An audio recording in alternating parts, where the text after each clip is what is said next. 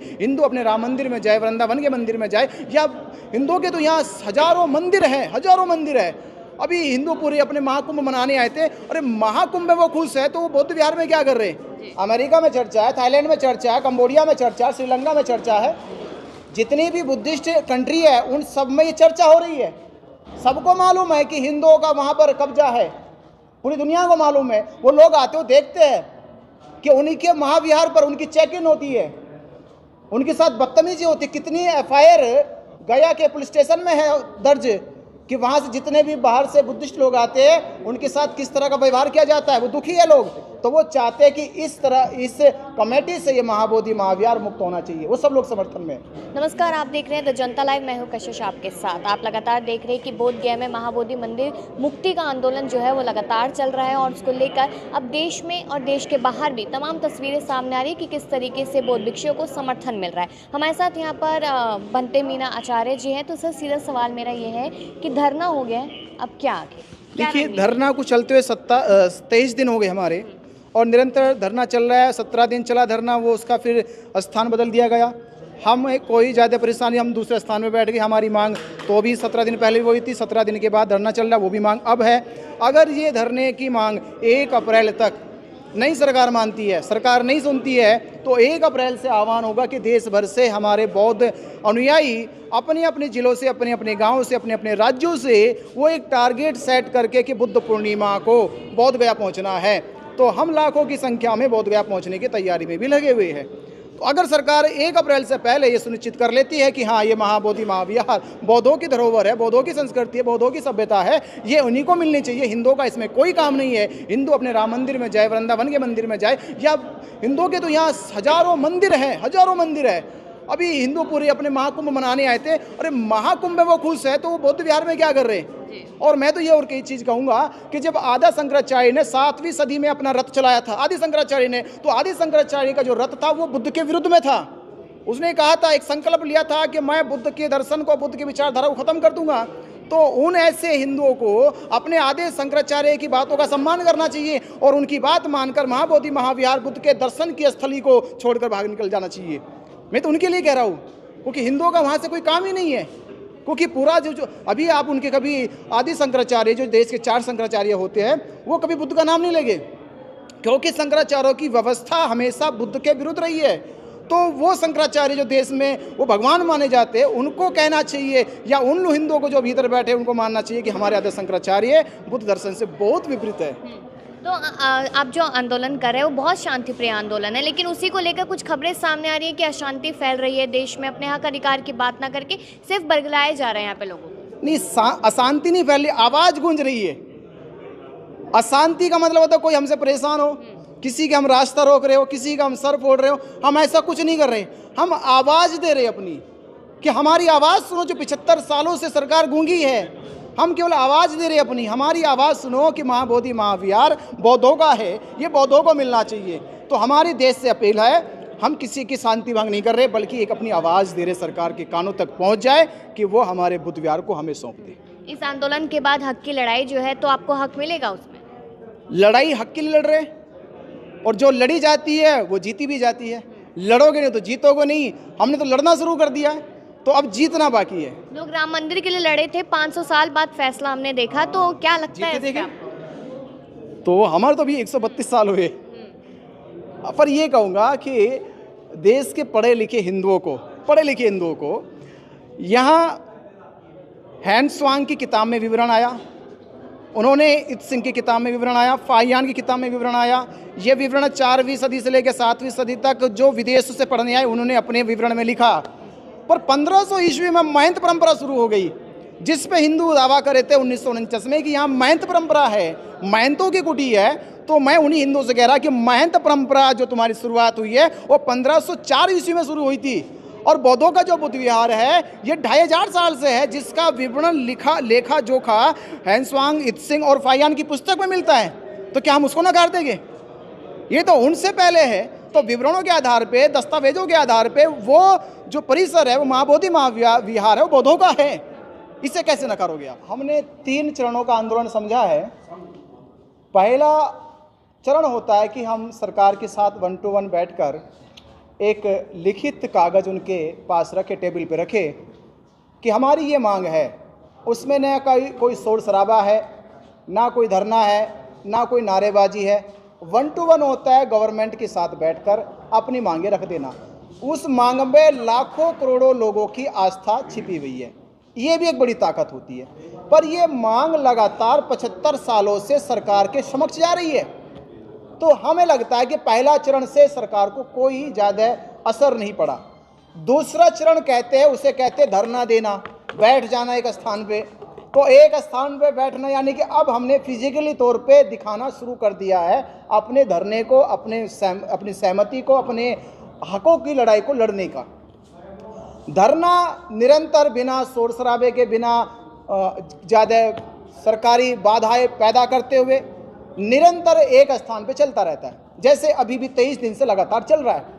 वहाँ के आम आदमी को, आम नागरिक को कोई दिक्कत नहीं है, प्रशासन को कोई दिक्कत नहीं है।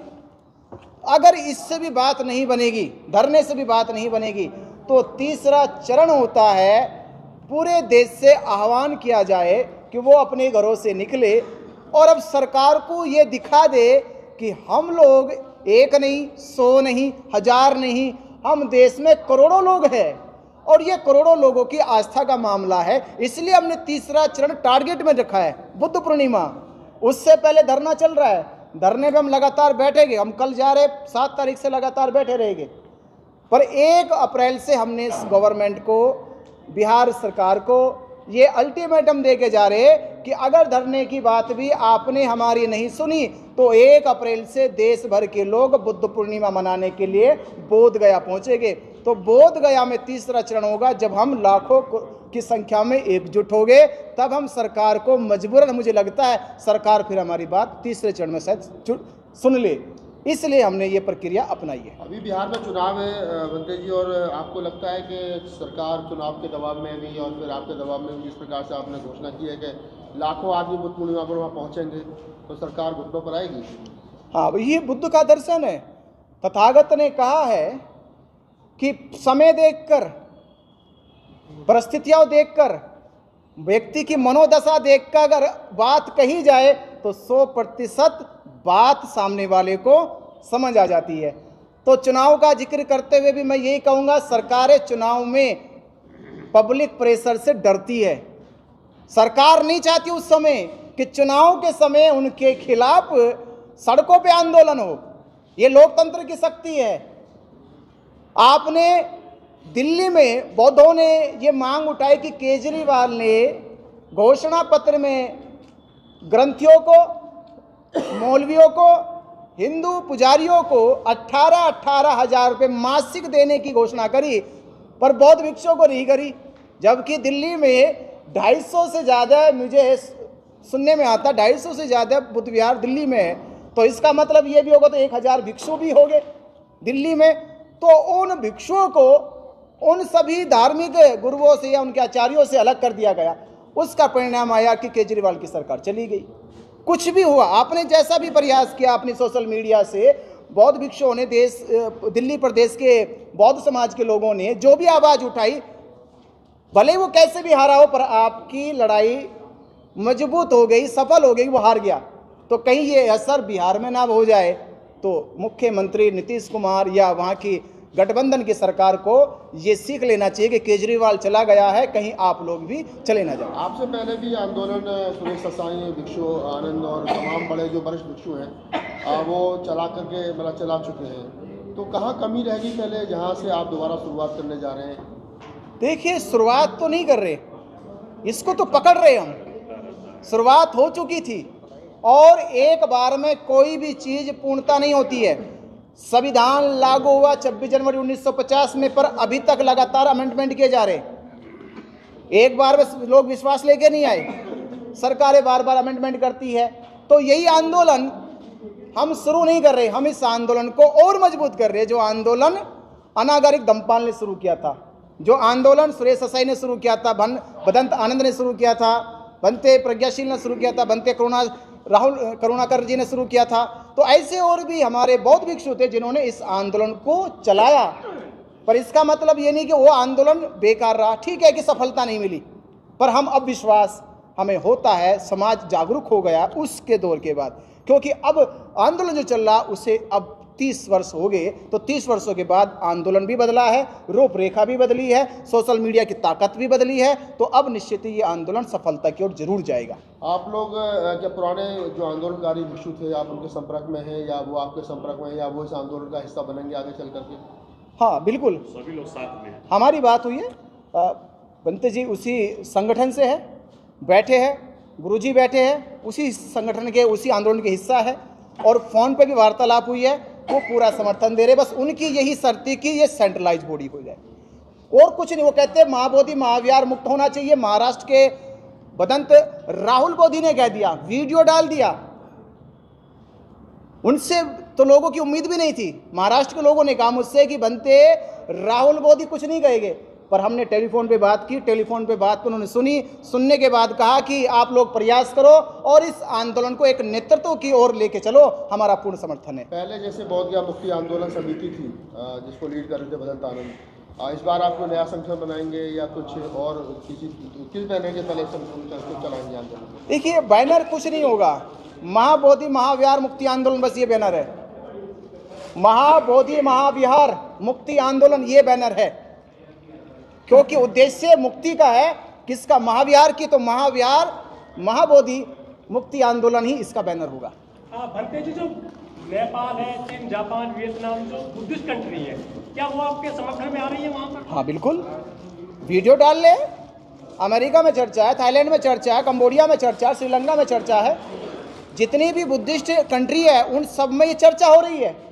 सबको मालूम है कि हिंदुओं का वहाँ पर कब्जा है, पूरी दुनिया को मालूम है। वो लोग आते हो देखते हैं कि उन्हीं के महाविहार पर उनकी चेक इन होती है, उनके साथ बदतमीजी होती है। कितनी एफआईआर गया के पुलिस स्टेशन में है दर्ज कि वहाँ से जितने भी बाहर से बुद्धिस्ट लोग आते हैं उनके साथ किस तरह का व्यवहार किया जाता है। वो दुखी है लोग, तो वो चाहते हैं कि इस तरह इस कमेटी से ये महाबोधि महाविहार मुक्त होना चाहिए। वो सब लोग समर्थन में। ये चंदे का मामला है या फिर जो बौद्ध विहार विरासत है उसको कब्जाने की कोशिश है? ये किन को कब्जाने की? जिनका वो जो हिंदू लोग हैं उन्होंने कब्जा रखा, अब तो मुक्त कराना है। कब्जाना नहीं, कब्जा रखा है मान लीजिए, अब तो लड़ाई मुक्त कराने की है। लेकिन बुद्ध तो कहते हैं कि युद्ध नहीं चाहिए हमको, आप लड़ाई की बात तो युद्ध हम ही नहीं कर रहे, हम तो मांग कर रहे हैं। बुद्ध कायरता जुबान से मांगा जाता है, बुद्ध कायरता भी तो नहीं सरकार मानेगी सिखाते। आपकी इस तरह जो आंदोलन चल रहा है बहुत गांधीवादी तरीके से कर रहे हैं सर आप? अभी तो वही है, अभी धरना दे रहे, पत्र दे रहे, उसके बाद एक मुस्तैद होके आवाज देंगे। हो सके कानों में अब उनकी आवाज कम जा रही हो, जब 1 करोड़ लोग की संख्या में आवाज देंगे, हो सके ये आवाज मन तक दिमाग तक टकरा जाए। लेकिन सर नालंदा वगैरह बड़े बड़े पुस्तकालय रहे हमारे देश में, वो सब तहस नहस कर दिए गए थे, तो उनका तो मनोबल बहुत ऊंचा है। और ये तो मैं समाज से कह रहा हूँ कि उनका जमीर कब जीवित होगा।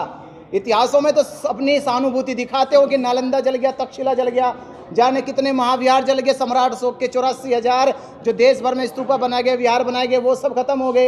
ये तो इतिहास में तो आपकी सहानुभूति है, ये जीते जीते सहानुभूति क्यों नहीं दिखा रहे? ये तो जीते जी की सहानुभूति लोग। आखिरी सवाल ले लेते हैं। अक्सर इस प्रकार के आंदोलनों का राजनीतिकरण हो जाता है, क्या गारंटी है कि आप लोग आगे चल करके आपके बीच में कुछ ऐसे लोग नहीं आएंगे जो राजनीतिक अभिलाषा के लोग होंगे? ये पूरा भिक्षु संघ बैठा है, इनके शरीर पे चीवर है। ये पवित्र चीवर तब इनके शरीर पे आया जब इन्होंने इस तरह के प्रलोभनों का त्याग कर दिया।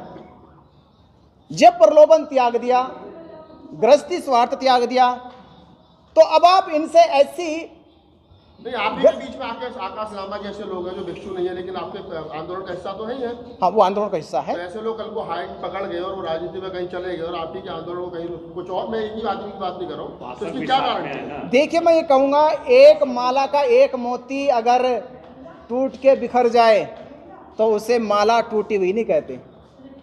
हम माला मजबूत कर देंगे। अगर एक दाना माला का निकल भी जाए तो निकल जाए, टूट जाए तो टूट जाए। ऐसी अगर आपकी कल्पना, हमारी कल्पना भविष्य में कभी ऐसा हो तो हम माला मजबूत करेंगे। हम आंदोलन को, संगठन को बिखरने नहीं देंगे। क्या सर आप कोर्ट भी जा सकते हैं इस मामले को लेकर? अभी हमारा कोर्ट का कोई विचार नहीं है, ओवर कोई विचार कोर्ट का नहीं है।